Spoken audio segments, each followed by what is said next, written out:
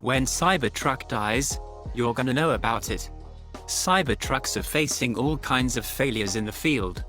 An owner took delivery of his brand new Cybertruck in the triple-motor Cyberbeast trim.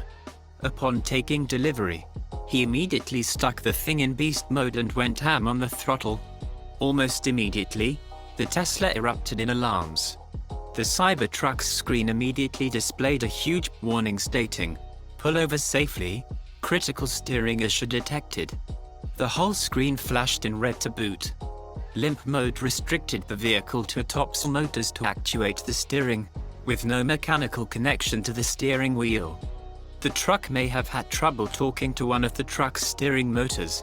Doing a reset seemed to fix the issue, but the drastic alarms reoccurred when the truck was launched hard in beast mode. The truck eventually ended up on a tow truck.